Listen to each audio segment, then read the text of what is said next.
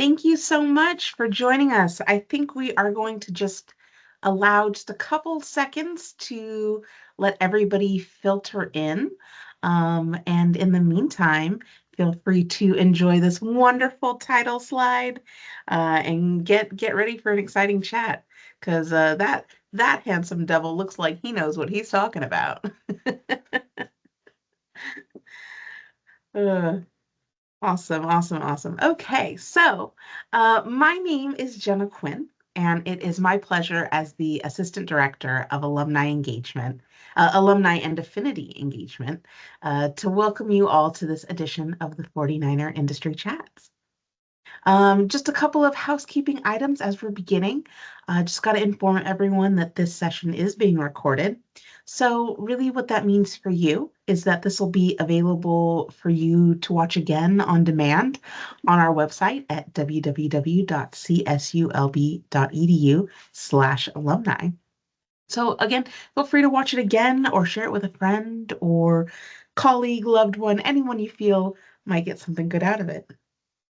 And then if you're lucky enough to join us live today, we encourage you to use that Q&A box that you see at the top of your screen. If you got a question in your head, pop it right there into the Q&A box. You don't have to wait till the end. We will be happy to relay your question just as part of all of the other questions. So yeah, with that, so happy to introduce our guest speaker today, Todd Johanesen. Hi, Todd. Hello. Thanks so much for joining us. Let me just, if you'll permit me, let me just read off your bio really quickly, so that way we can, get a nice little acclamation here. So Todd serves as the director at the foundation GEOINT. Is that right, Todd? That's correct, yes. GEOINT Group at the National Geospatial-Intelligence Agency, located in Springfield, Virginia. In this capacity, he led an organization that provides assured, timely, relevant, and accurate foundation geospatial intelligence, or GEOINT data, products and services in support of prioritized requirements of the warfighter, our national security objectives, and safety of navigation needs of the U.S. government. Todd, that is quite a job. Indeed, yes. Well, thank you so much for joining us. Thank you so much for taking the time out of your busy day to kind of talk with us. And so I'd love to just go right into it, right? And just start off with your background.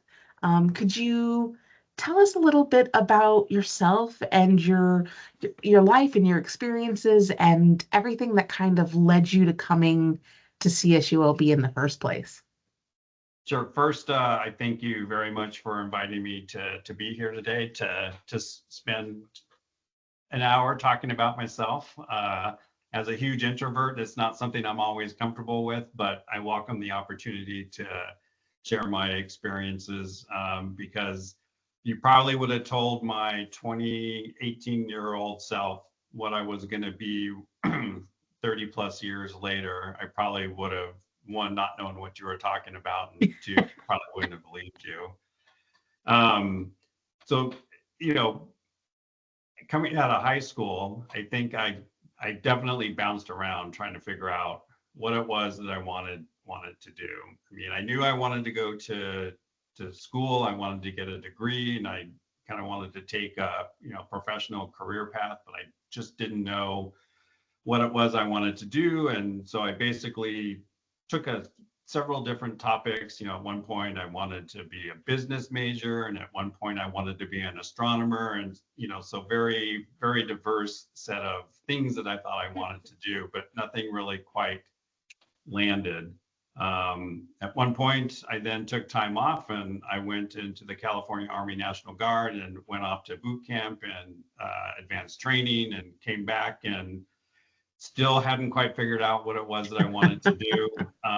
So I enrolled in junior college, so at Bakersfield College, and which is where my family is living and lived at the time, and just through a good friend of mine who I met at BC, his Bakersfield College, his dad also happened to be an instructor up there, a geography instructor. And so I think one of the times I was over at my friend's house, he's asking me how things are going and still saying, I don't know kind of where I want to settle and what I want to do. And he suggested taking a geography class.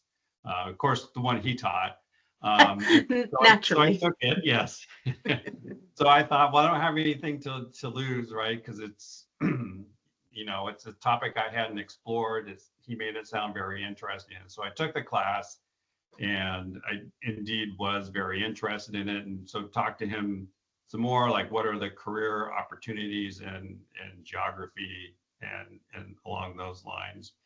And so I settled on geography. My parents were really supportive. Actually, the whole college experience, my parents were always really supportive of like, you got to do what you like, not, don't just pick a major because it's going to make a lot of money because you're going to be stuck in this for, doing this for many, many years. So when it got time to leave Bakersfield College, I started looking at the Cal State system because I knew I wanted to stay in California. I knew that getting a degree from any of the Cal States would be a good degree to carry forward. So I looked all the way from the Bay Area down to San Diego, and I settled on Long Beach mainly because I liked the location of the campus. It's still proximity to home. It's in an urban area. I am very much an urban person, and so like to be in the city or very near a city. And Long Beach seemed to have not only as a city a lot to offer, but also the department seemed to have a wide variety of classes to include classes in cartography, which is where I thought that I wanted to land because I found cartography the most interesting part of geography. So I picked Long Beach and applied. And the nice thing about doing the junior college piece is that, of course, everything transferred over, and I could go right into the geography subject matter without having to take any other additional coursework, and it really made the whole transition from junior college to 4-year university much easier. That's how I wound up in geography at Long Beach. That's awesome. And I mean, for someone who kind of, explains themselves as an introvert, right? What was the student experience like for you here at Long Beach? I mean, were you able to join in any clubs, or were you more of like a tight-knit group, or maybe had professors who were particularly special to you? Yeah, so one of the other things I really liked about the geography department was that, it wasn't a huge, massive department. So I feel like the people that, came the same time that I did, and even the ones that were still there, it was a small enough department that you could know everyone, but then also enough diversity in the course offering that, you didn't have to really go outside of the geography department for your coursework. I didn't really do any of the clubs, or on campus life, which is probably, something that if I were to go back and do again, I might explore a little bit more. But I feel like I had a pretty good on campus. Like for a while, I was a tutor on campus, and so I feel like I had really good interaction with other people. But I really liked living in Long Beach and having all that Long Beach had to offer. I probably will also say that there was a geography grad student that I had my first serious relationship with that went for many years. So, I guess from a social standpoint, that was a pretty good, I guess maybe social exposure or social event, however you want to categorize it. But but I found, again, life both at Long Beach as the university and the town to be very, very comprehensive. So, I did enjoy my time there. Yeah, well, that's awesome. I know that, especially for students who don't necessarily feel like they're extroverts or the social butterfly. College can sometimes be a little bit daunting, right? Or, going from home to, I mean, Bakersfield, yes, we're still in California, but that's a little far, right? I mean, yeah, and so Yeah, so you couldn't live at home, right? Had to set up shop set up an apartment in Long Beach, and and I lived in Belmont Shore for a while, and it was a shared house, and there were other people from other departments in the house and their friends. So I feel like I got a lot of exposure to other parts of the university as well, just through them and their friends, and certainly even if I don't remember all the professors' names, I do just remember, like, again, just the diversity of the subject matter, whether it was physical geography or cartography, and of course the one professor that I always remember is Dr. Tyner, because she was the person that was teaching the cartography courses, and certainly was very influential and basically my career choice and how I wound up where I was. So again, this is why I say I have very favorable memories of Long Beach, not only as the university, but as a city. yeah.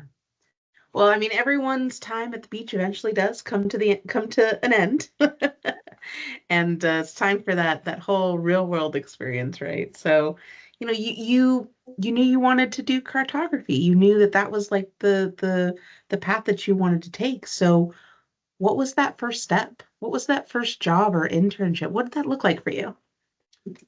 Yeah, so Dr. Tyner did a really good job of, letting us know the different career options when it came to being a cartographer, where you could take your geography degree. So at the time, my initial plan or my initial goal was to apply to Thomas Brothers or AAA and be a cartographer for them, because they were always hiring entry level positions, and it seemed like there were plentiful jobs, but they did not pay well at all. I Oh, mean, man. starting salary for a cartographer was very, very, like, you couldn't really afford to live on your own. And even if I wanted to live at home, these are all either based in Orange County or in LA. So not really many options. And then I do remember, again, in one of the seminars that Dr. Tyner had given, she talked about other, federal agencies who hired cartographers. And the two that I remember her talking about was the Defense Mapping Agency and the Central Intelligence Agency. So I did send off my application to both. This is in the late 80s, early 90s, so computers are not really a thing. We're talking And snail mail. right, everything's snail mail and everything is paper based. And so I got the two packets in the mail. One was from Defense Mapping Agency, one was from CIA, asking lots and lots of, for additional information. And being in my early 20s at the time, I looked at the two packets, and the Defense Mapping Agency required me to fill out less forms than the CIA did. And so I filled out the one for the Defense Mapping Agency, which eventually, through a series of consolidations, became NGA. And so off that packet went, and I didn't hear anything for a while, and then I went on active duty in the California Army National Guard. And then one day, again, in the mail is a letter from the Defense Mapping Agency saying, congratulations, we're hiring you as a cartographer, and this is your start date, and it is in Bethesda, Maryland, so just outside of Washington, D.C. And so no interview, no, do you want the job? No, nothing, just a one-page letter saying, this is your start date, this is your salary. And the salary definitely was much, it was 3 times what you starting salary that you could get in the private sector. So I said, I've always been in California. So maybe it's time to experience what it's like out on the East Coast. I can just go there for a few years, get some experience, and then look at coming back to California and applying again as a cartographer in one of the, California-based companies. But that never wound up happening. Mm. Funny how fate goes. Yes. Well, I wanna take a quick dip over into our Q&A. I love it. You guys are submitting a ton of questions. Keep them coming. But one that I want to go with, you know, is is a bachelor's in geography enough to succeed in the field? And has that changed over the years, right? Was it enough when you started, but at some point it changed? What are your thoughts on that? So yes, the answer is yes. A bachelor in geography is enough to get you in the door and have a very successful and productive career. Nothing more would really be needed. I did eventually go on to grad school and get a master's degree in photogrammetry, but that was more for professional choice, because I wanted to do a pivot and it was time, and I wanted an advanced degree, and you can't beat somebody else paying for your education, and especially so I went to Purdue for my master's degree. I didn't have to pay anything for it, so and that certainly helped me progress in my career. So certainly having an advanced degree helps when you want to progress, but a bachelor's degree, more than enough to get in the door and have a very satisfying career. Awesome, awesome. Well, I would love to, just ask you a little bit more about the actual career path, right? And the actual, day to day, right? I think there are a lot of people who think, oh, am I able, once I get this degree, I'm going to get the job, but maybe aren't 100% certain on what that day to day job actually looks like. So would you mind just giving us a little bit of a picture of what's a day in life? Sure, as a cartographer, or what I do now, because they're very different answers. Let's go with both. So as a cartographer, I was, no kidding, doing cartography work. So I was assigned to a production branch, and what we made charts for the Navy, right? So at the beginning of the fiscal year, so the production year, 1 October, you get a list of these are the things that you are responsible for producing throughout the year. And the way that it was broken up at the time, at least, somebody does all your source preparation for you. So they gather imagery, they gather other maps. So for instance, we may get maps from the United Kingdom, we may get maps from Norway, and they package that all up and say, okay, it's time to update this particular chart. Here's some source material, go for it. And you're taking all the source material, you're looking at the whoever produced it last, what they did, and you're looking for any updates that may need to happen to it. And you're given so much time to complete that work, and then it goes to a senior reviewer, and that senior reviewer basically, based on their expertise, you know, helps and guides you as to whether that's a correct feature, an incorrect feature, or move that over here and put that there, and they kind of guide you through the process before the map is, or the chart is, considered finalized. If it's brand new information, then you're starting from scratch. And again, when I was doing cartography, this was in the early days of the computers. Everything was being computerized, and that's why they were hiring so many cartographers at the time, was that they were switching to a digital production system. And so that's essentially, you are, no kidding, doing cartographic work. And we still have people today that do something very, very similar. The source materials are still pretty much the same, except now they come in electronically, and you're still using digital tools. So most of our production is done using the Esri GIS baseline for production of maps and charts. So it's all, again, the content is the same. It's just maybe some of the source materials and how you output it may be different. The military still wants hard copy, so you're Wow. still, when you're at the end of the day and you're taking your negatives and turning them into a production plate, and basically printing out pallets of maps and charts that then get distributed to different points wherever the forces happen to be. And sometimes they sit on a shelf, shrink wrapped, waiting just to be used, and other times they're used. That's wild. I mean, in a digital age, that they still want that in your hand, hard copy. Yeah. Yeah. Well, I mean, with that, we had another question in the Q&A.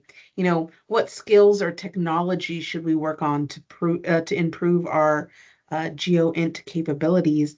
I'm assuming you still need to, even though, right, it's kind of like analog is still good, right? There's a lot of software, there's a lot of skills that you need to get to that point. So, what's the best way that they can work on that and improve?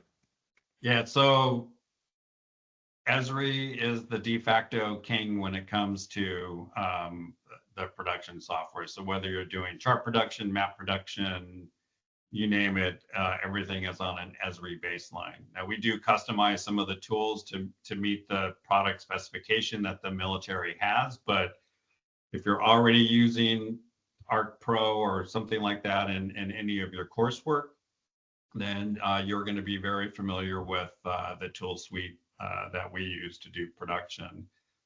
The other thing that's really, really beneficial is knowing Python. So if you can code and then customize scripts to make your production flow all that much easier, or to gain efficiencies, or just do things the way that you would prefer to do them from a production standpoint, that's even better. Typically, when we hire, we look for people who have the skill sets not only in Arc Pro or Arc anything, but also if they have some type of computer programming experience. Like, and Python is the one that people really seem to want to have this, that type of skill set or that knowledge base.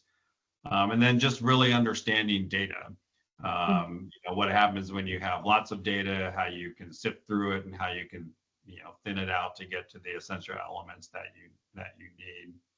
And maybe a third thing would be anything related to remote sensing. So again, I know going back to my Long Beach days, I remember there was one class that we had where we were handed basically a box of images that were taken from an airplane in the city of Long Beach, and we were told to basically pick a series of them and do some analysis from it.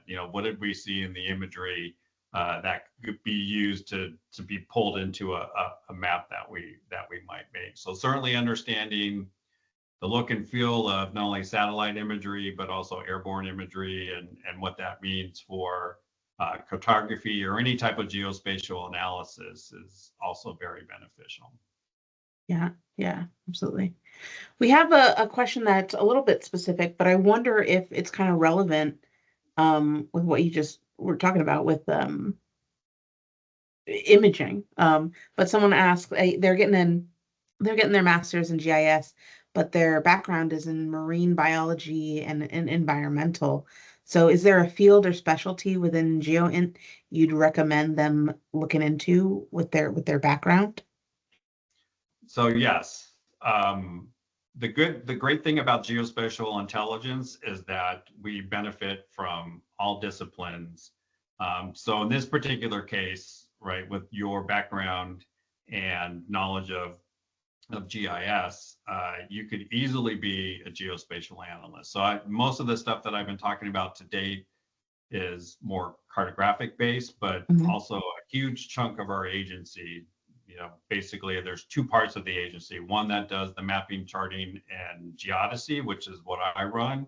And then there is the analytics side of the agency, which is taking geospatial information and remotely sensed data and taking it, looking at it, and making judgments and assessments of what they see in that data, and then writing a report of some sort to inform the community.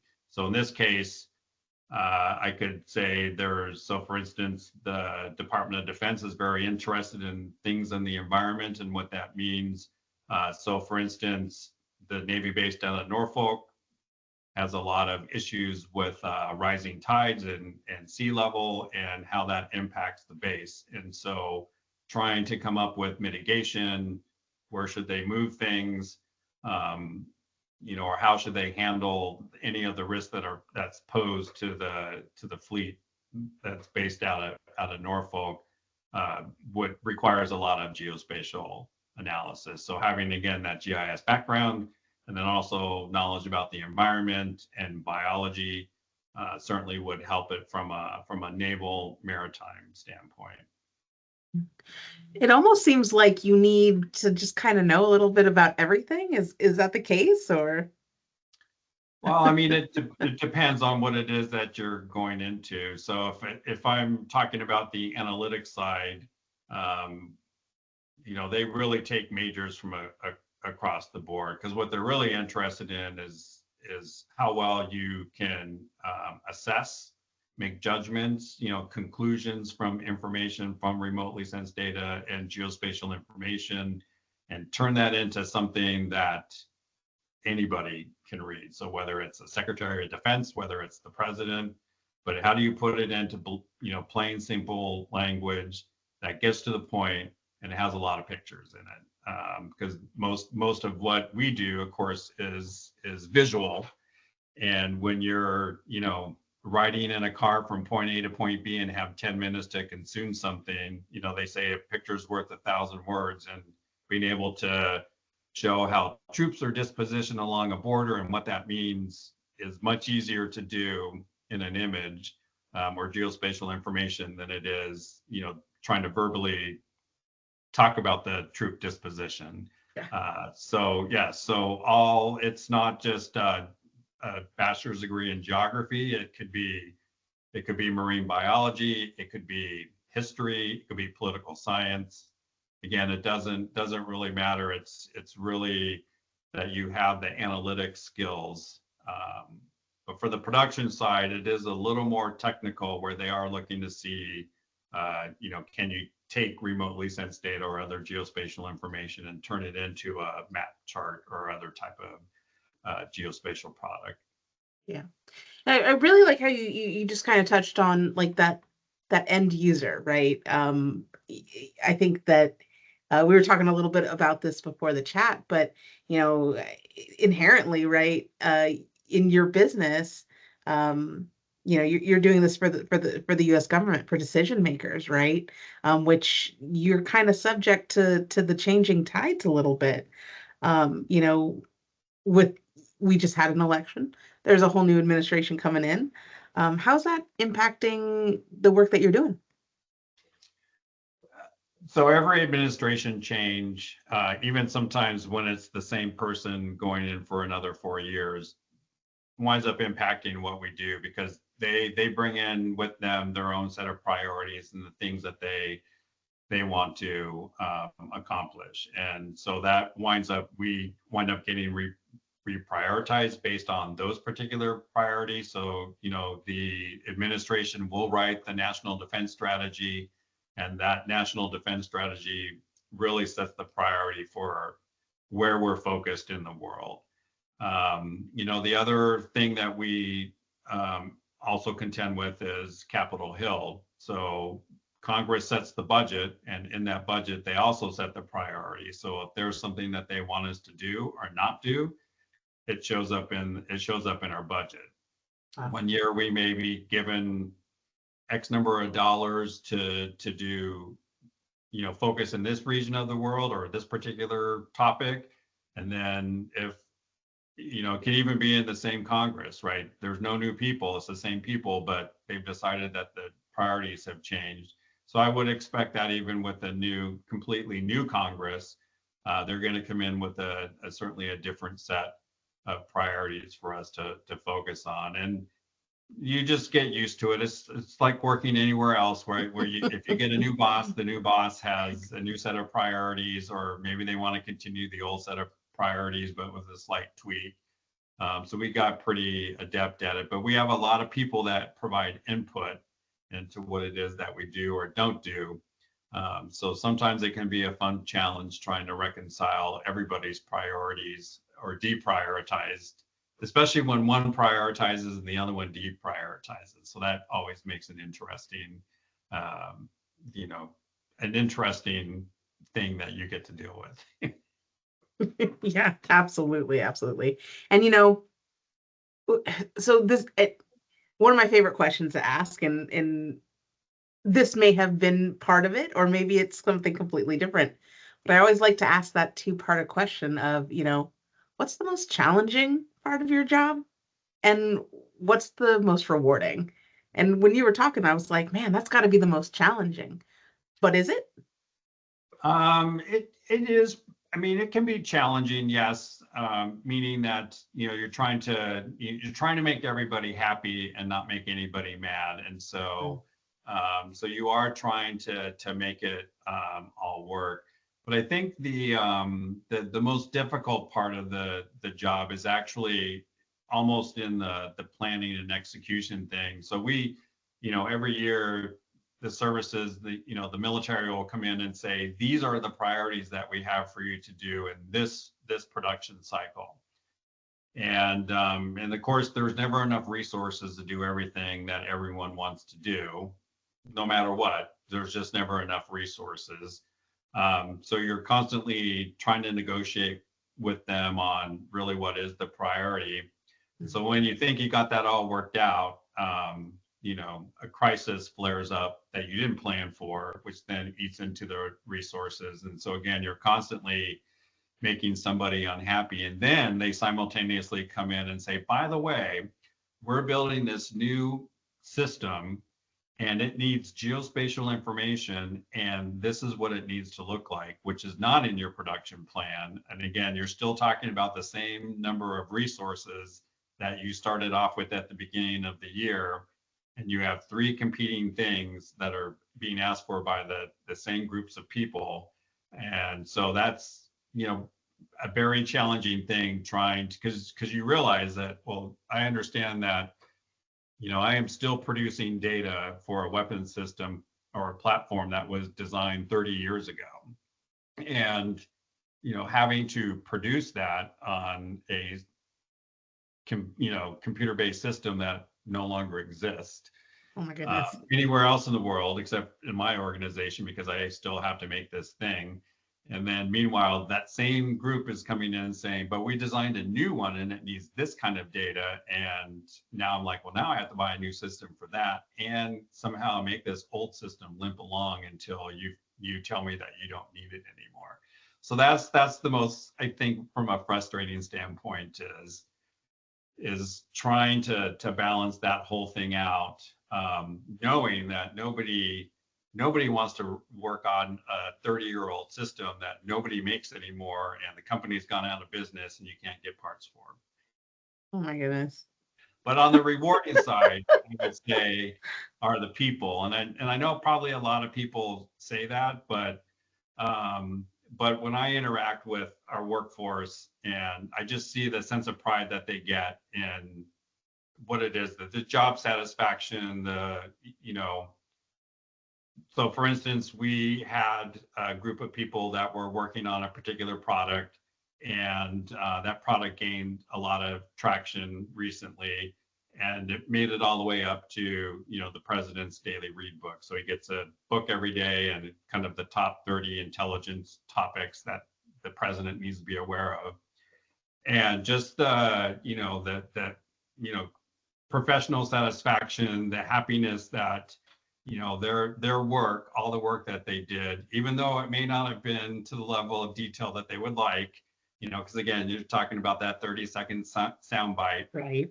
But the graphics that they spent time putting together, the thought and care that they put into trying to get to the essential elements so that the impact of, the things that they had analyzed and pulled together, and, to convey something that, inform the president and can inform people who are going to make decisions on what to do next.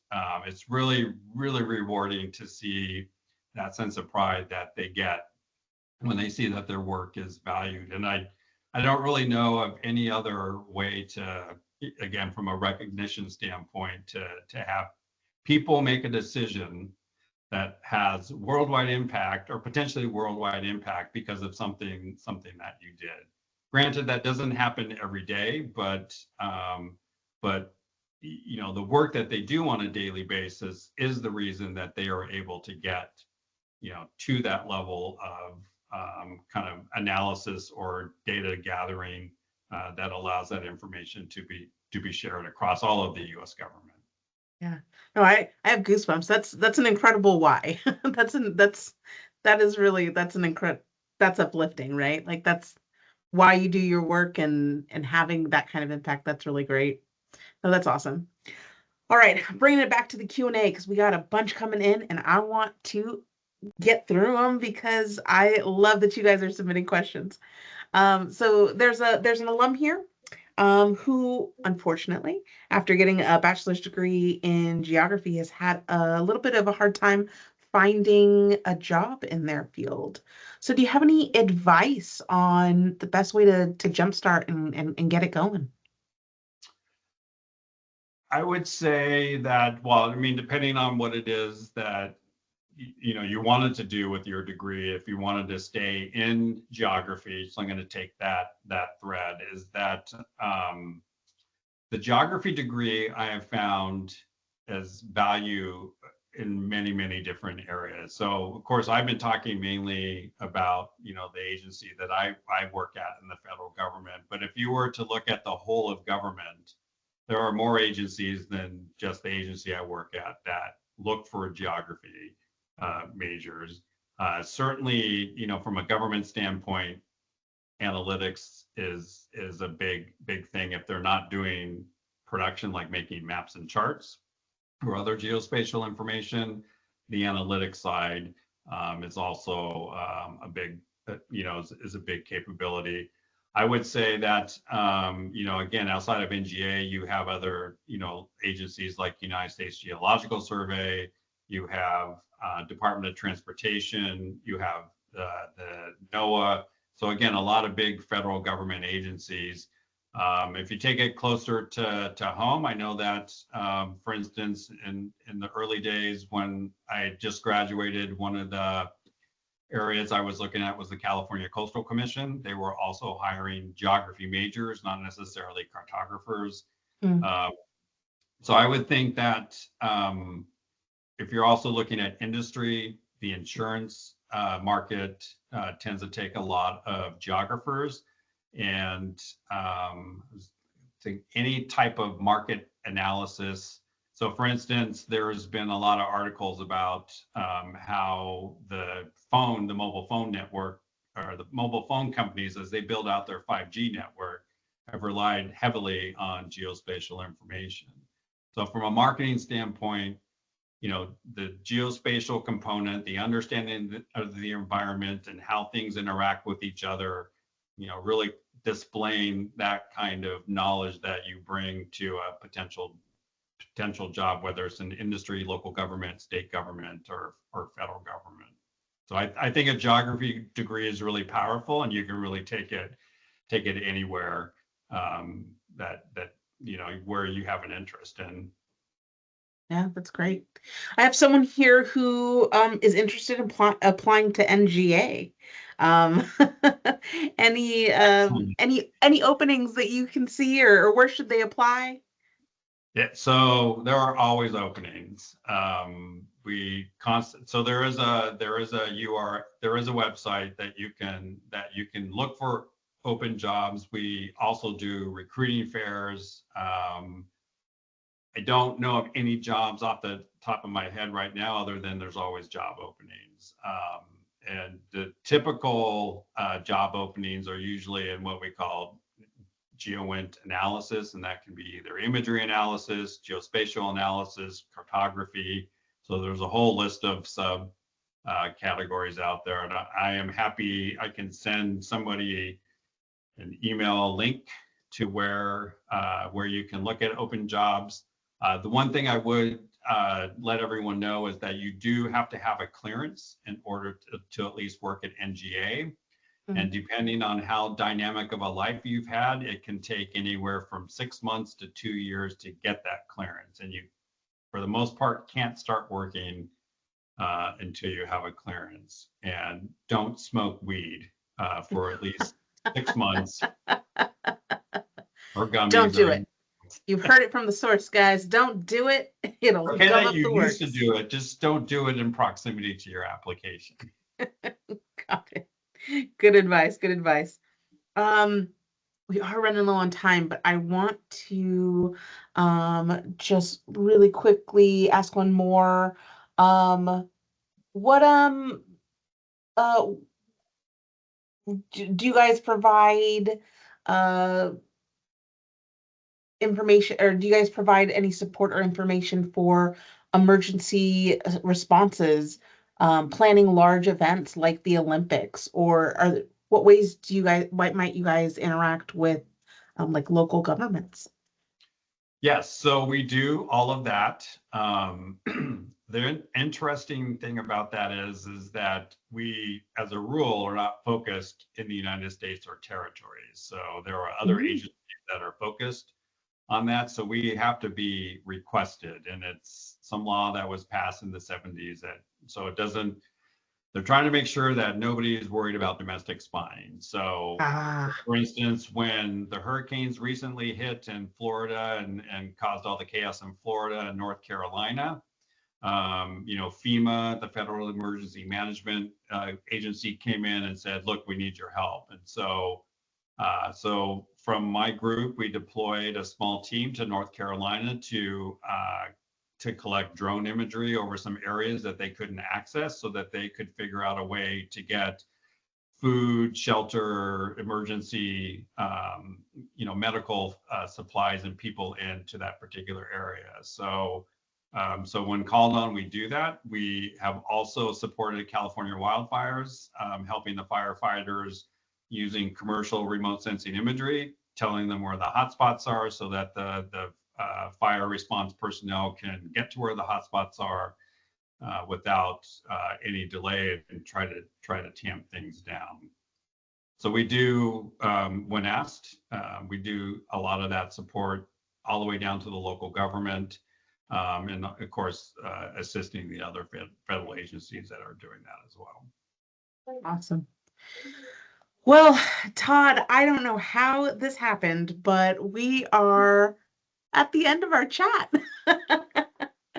I do just want to ask you one of those last finishing questions that I always like to ask people, which is, if you had a magic wand, if you had a time machine, if you had something to that effect and could take yourself back to you when you were graduating from the beach or just about to graduate from the beach, what piece of advice would you give to yourself? And would that be the same today for the folks who are entering the field now? Yeah, I don't advise. It's always funny to think about what if I had only done, or what would I have done.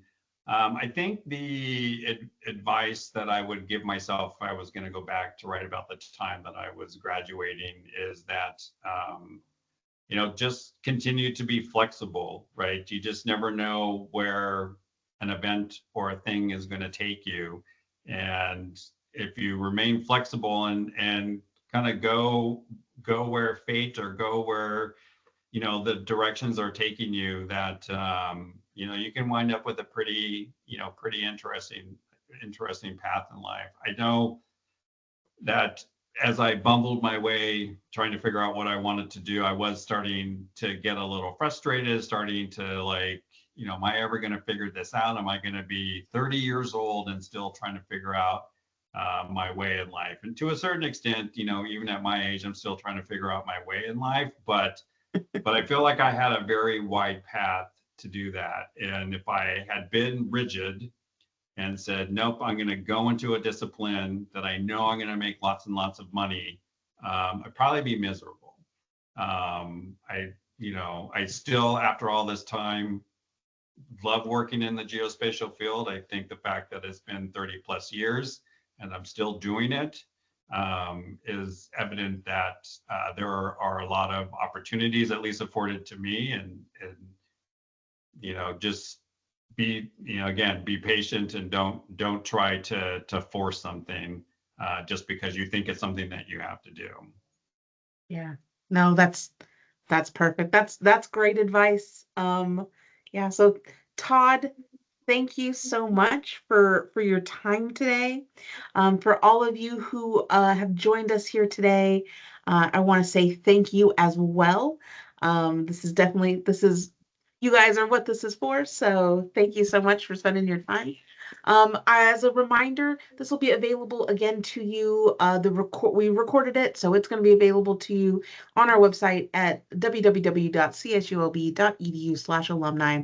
We also would encourage you guys to follow us. We are at CSULB Alumni on all these wonderful platforms, so that way you don't miss the next event that we're doing or the next industry chat, because there's a lot of good here.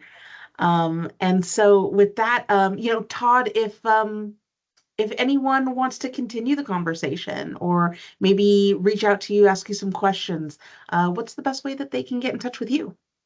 Sure. Happy to continue the conversation with anyone interested or answer any questions. The most probably best method would be LinkedIn. Please find me on LinkedIn. And if you don't have LinkedIn, I'm happy to share an email address, and you can always drop me a line with any questions, especially if you're looking or interested in any careers in the federal government writ large, and in particular NGA. I can give you lots and lots of insight and thoughts. Awesome. And I hear tell you're on Beach Nexus as well. Yes, that is true. I am there as well. Yes. So let this be the sign. If you are not on LinkedIn or you're not on Beach Nexus, that's where you need to be. Awesome. Thank you, Todd, so much for your time. And thank you, everyone else. Todd, if you could hang back just while everyone filters out. Thank you all so much. Have a great one. Bye-bye. Thank you all. Thank you very much.